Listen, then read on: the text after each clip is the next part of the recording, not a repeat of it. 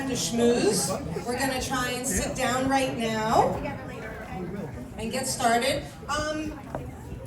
The microphone is not as strong as we'd like it to be, so for anyone who's going to be up here, please kiss the mic, okay?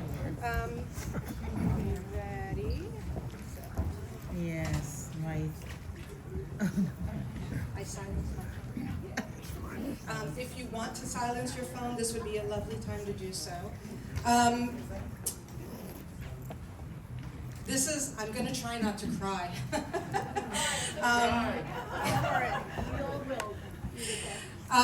It is amazing to see everybody here. For those of you who don't know me, my name is Judith Hoenig Adelson, but none of you know me that way. You all know me as Juditka. Because my Hungarian background, I started when I was 11 years old. In Hungarian, you're Judit, and then when you're not so grown up, you're Jutka, and then when you're here, you're Juditka, so I am officially caught in a state of arrested development. Or uvula. And this is my partner in crime, Moira, Dorsey, and we're here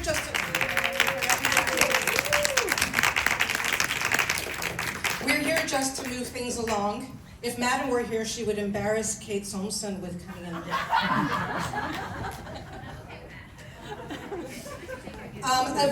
So we're here to gather on Madam's first yard site, which is marking the 1 year since she left us.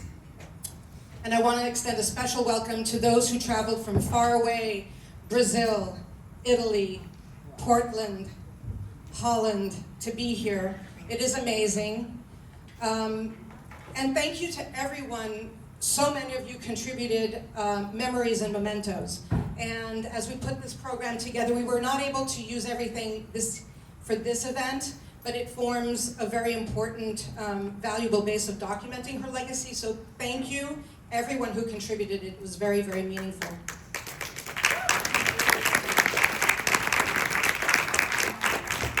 So the first half of our program is us just going to present a little bit more formally Madam's accomplishments. And we've reserved the second half of this event for light refreshments and wine and lovely other drinks. And without further ado, there's one other thing I think it is befitting for us to mention. We lost another amazing legend in the dance world this week, Carmen de Lavallade. So we just want to acknowledge her as well. So, without further ado. Without further ado, I think you're us. Oh, okay.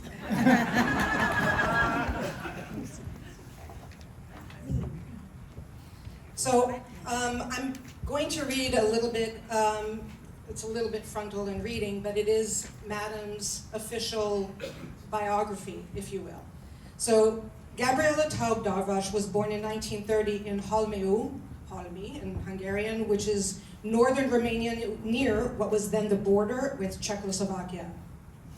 At the age of 10, the family moved from their little village to the culturally rich city of Timișoara, leaving behind her grandparents.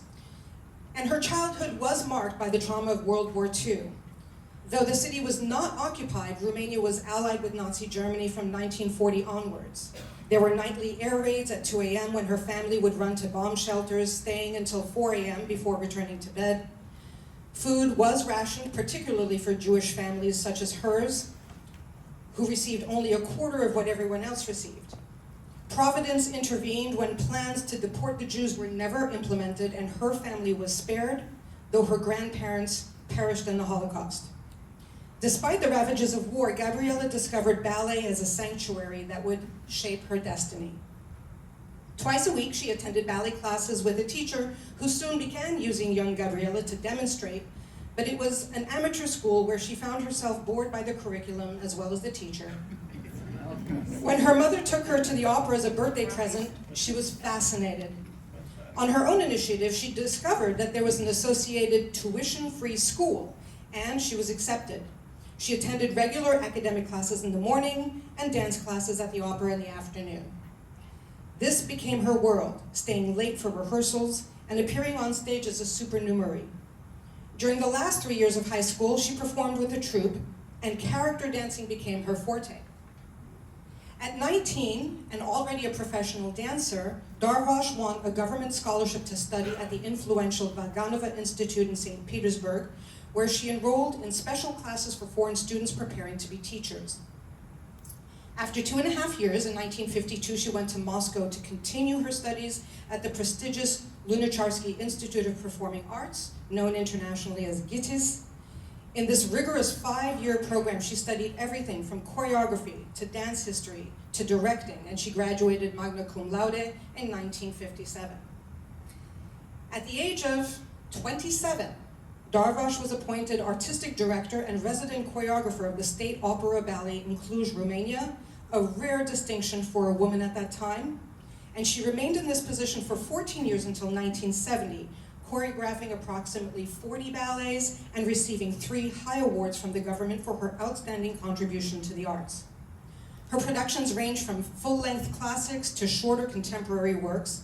She also choreographed for other major Romanian dance companies, taught ballet and drama at the Cluj Ballet Academy, and directed projects for film and television. Darvash was an iconoclast and a free thinker. Despite pressure, she refused to join the Communist Party, and ultimately she felt compelled to make the difficult decision to emigrate when the government opened a window allowing Jews to do so. After leaving Romania in 1970, Darvash spent time in Israel, where she served as choreographer and guest teacher for the Inbal Dance Company, Bat Dor Dance Company, and the Israeli Classical Ballet in Tel Aviv. She arrived in the United States in 1972, becoming a naturalized citizen. Soon after her arrival, she was hired as resident choreographer and teacher for New Jersey's Garden State Ballet, where she stayed for 4 years, staging well-reviewed productions of classics. She also served as resident choreographer of the State Ballet of Connecticut and as guest director and choreographer of the Whitney Ballet in Binghamton, New York. In 1975, she founded the Darvash Ballet Studio in New York City, which she directed until 1988. Her students called her Madam. In 1980, Darvash's 15-year-old protege, Nancy Raffa, became the youngest and first American female to win the gold medal at the International Prix de Lausanne competition in Switzerland. This burnished her already considerable reputation as one of New York City's finest ballet teachers, attracting a devoted following from every major ballet and modern dance company, and Mikhail Baryshnikov hailed her as one of America's distinguished and fine pedagogues, this being just one of many accolades. Yet Madam's studio became far more than a school. It was a community where her students formed lifelong bonds. It was during Darvash's time in Russia, though, that she first started questioning certain aspects of Soviet dance pedagogy and technique. She noticed, for example, that the way great dancers turned was different than the way they were taught. This led Madam to develop her revolutionary approach to teaching ballet. She refused to think of ballet as a mysterious art accessible only to the naturally gifted. She treated dance as a skill that demanded a systematic approach just like any other profession. Madam's teaching method was grounded in anatomy, physics, and kinetics. The result was that her method gave dancers a checklist of logical rules to run through when a movement failed. She often stated how ballet is unnatural, and she refused to allow her students to force their bodies beyond what was healthy in pursuit of an impossible ideal. Her philosophy was, quote, "The closer we can stay while dancing to what is natural, the better off we will be." Although I have no research-based evidence to prove this, I am certain that the legion of dancers who trained in her method sustained fewer injuries. Yes. Yeah.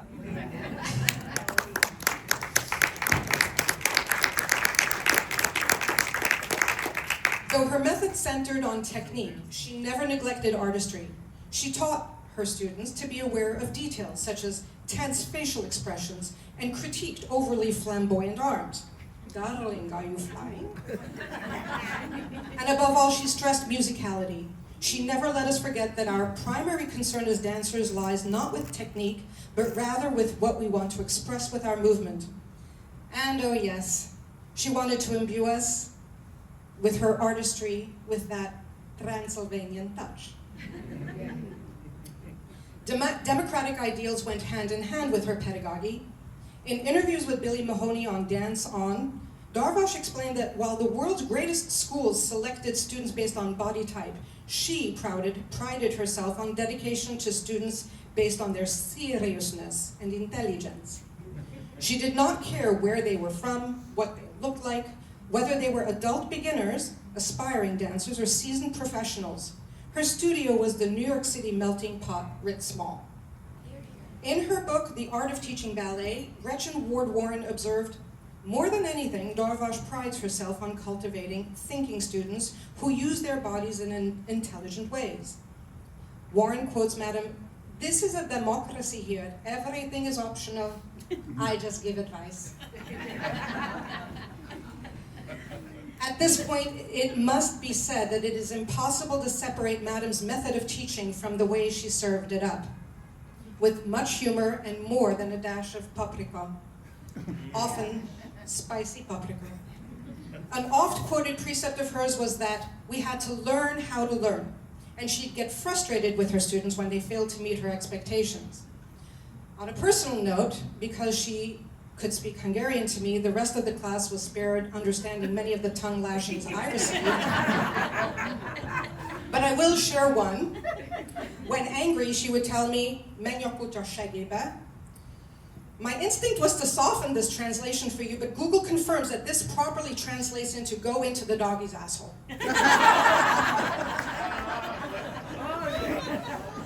Her humor ranged from witty to acerbic, and we'll hear more about that from Bobby Bianca.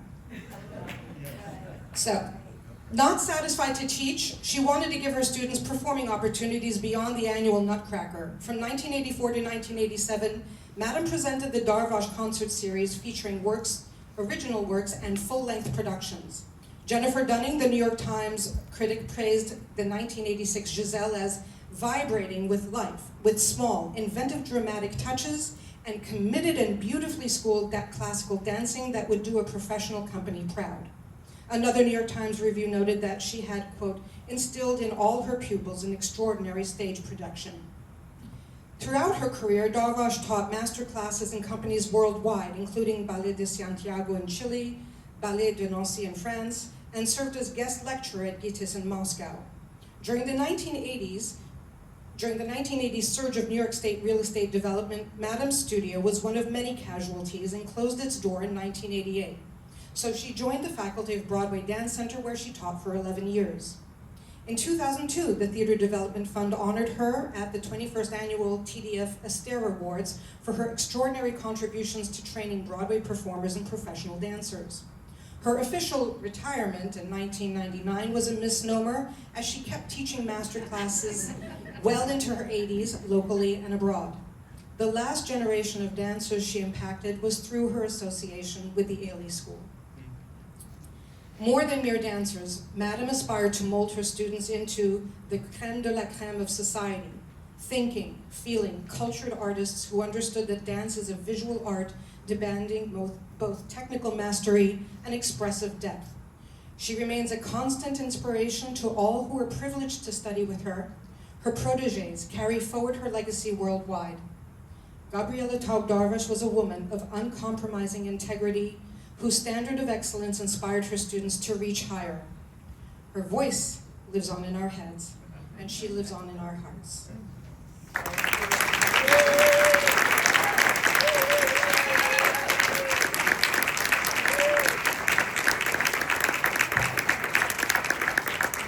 So, Kiku Loomis, a longtime student of Madam's, is an expert in the field of sustainability and human rights. She's currently pursuing a master's degree in marine biodiversity and conservation at Scripps Institution of Oceanography.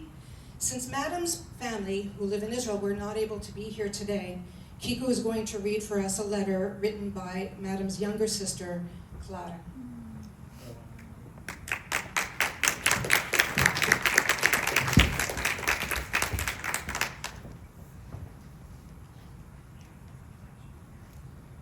Hello, everyone.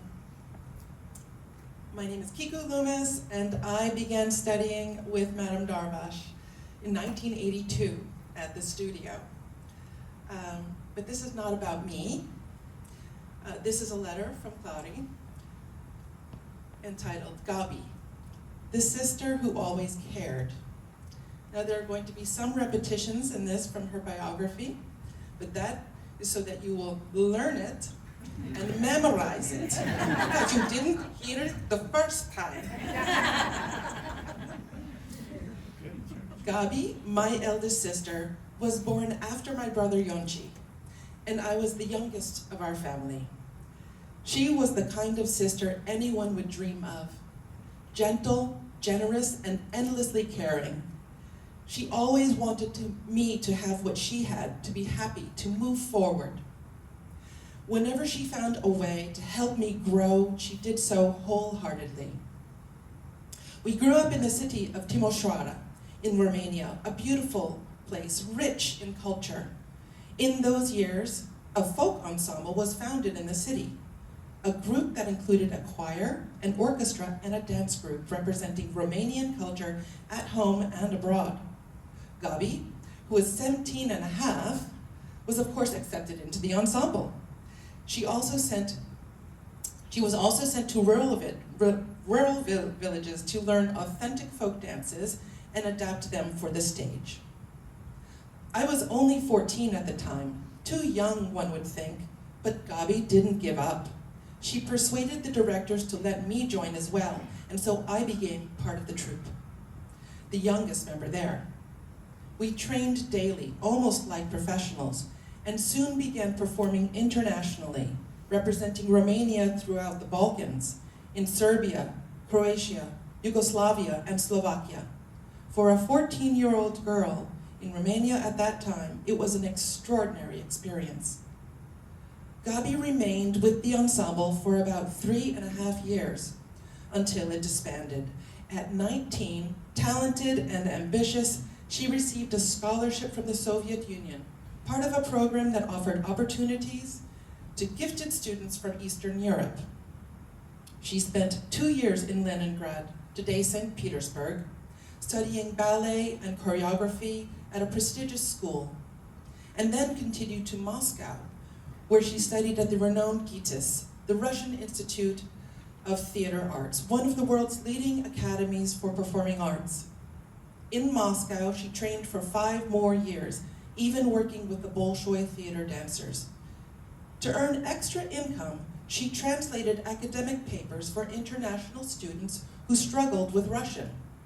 With the money she earned, she helped her family back home, buying our parents their first electric refrigerator, sending me and my sister beautiful fabrics for new dresses, and giving me my first watch. She always thought of us first before herself. After 7 years in Russia, Gabi returned to Romania and became the principal choreographer of the Romanian National Opera in Cluj. There she met her future husband, continued to teach, and devoted herself to art.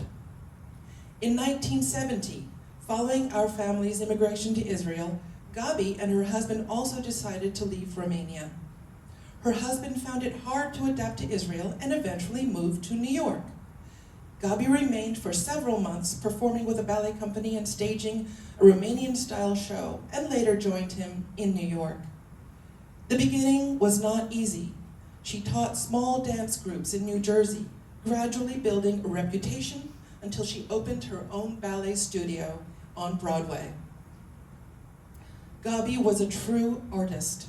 She played piano beautifully, mastered the guitar, sang, and spoke 5 languages: Romanian, Russian, French, Hungarian, and later English. She was endlessly curious and creative.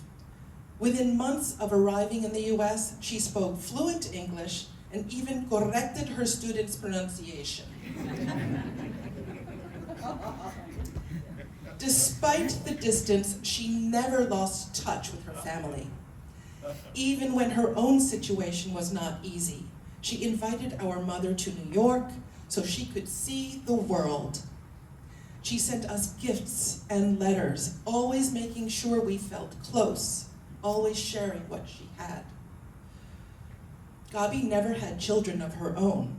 Her art and her students were her family. But she remained the heart and anchor of ours.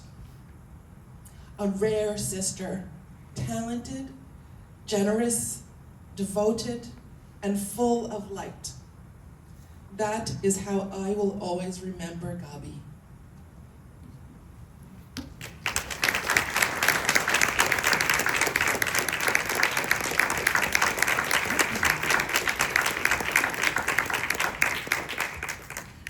I want to invite up next Lynne Beth Grossman, who has known Madam since she first arrived on these shores.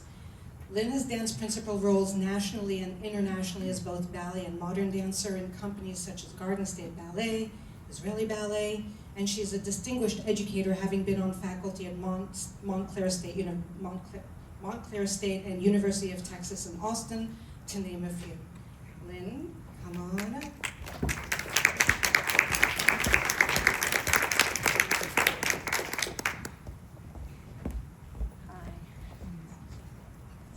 I was introduced as Lynne Grossman, but as a youngster, Madam called me Linuchka, or the goose, because of my young long neck and my antics in the back of the studio while we were rehearsing Swan Lake. So in 1972, as you know, Gabriela Darvash arrived at the Garden State Ballet in Newark, New Jersey. I was about 15. Almost 55 years ago. Do the math on that. And our lives would change forever. Director Fred Danielle, who was a dancer with Balanchine's original company, Ballet Caravan, had the vision of hiring Gabi to teach us.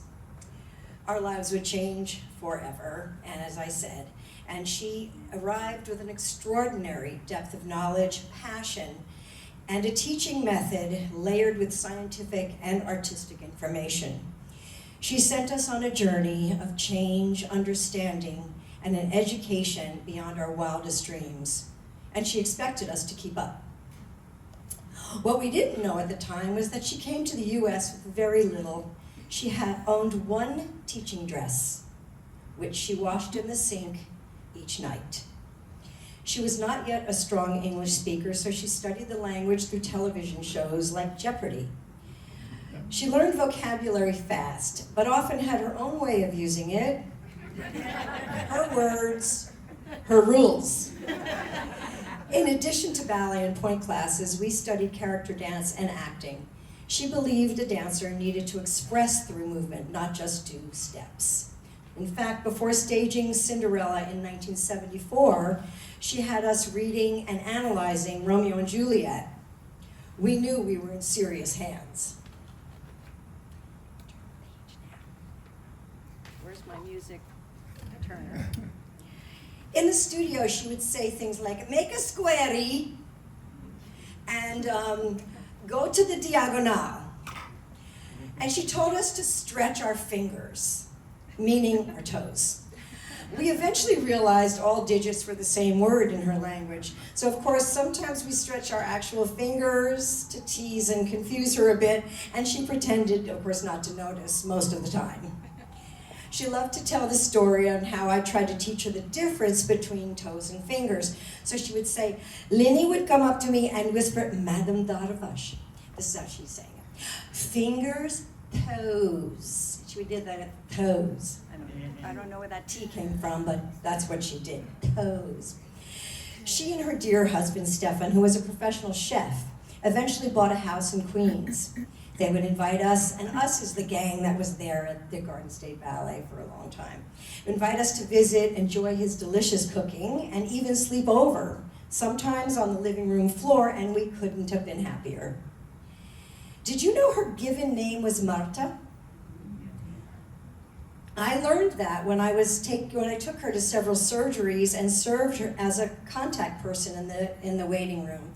In the recovery room, she would start shouting out like phone numbers. Did you call this person and this person and this person? Of course, I had it all written down. She had given it to me, but she wanted to show how strong she still was, even after being, under the influence.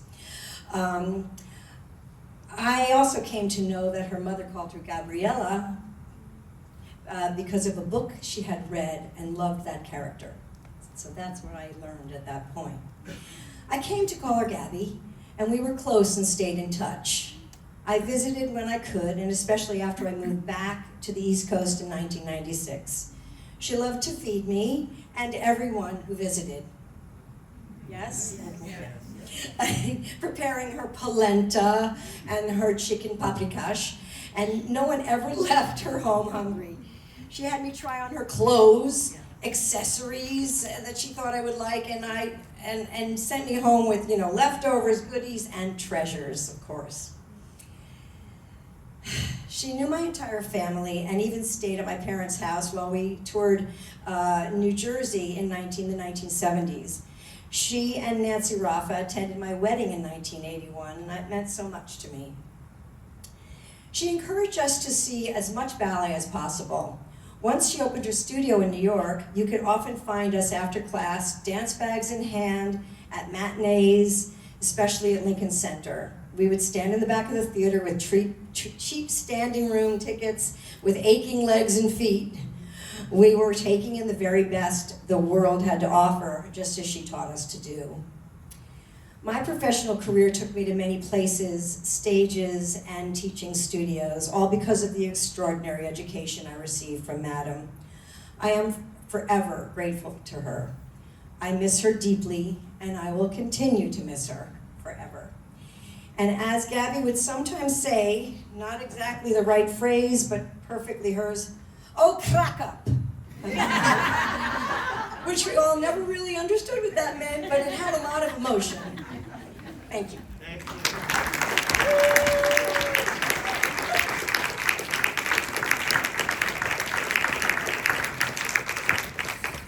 Oh wait, I think I left the page up.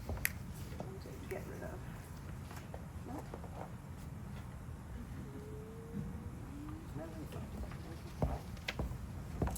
So at this point, we're going to play the first half. We put together a little tribute video. We did gather from the four corners of the earth some video of her choreography. The film shows its age. It's not very, very clear, but we still felt it was important to present it.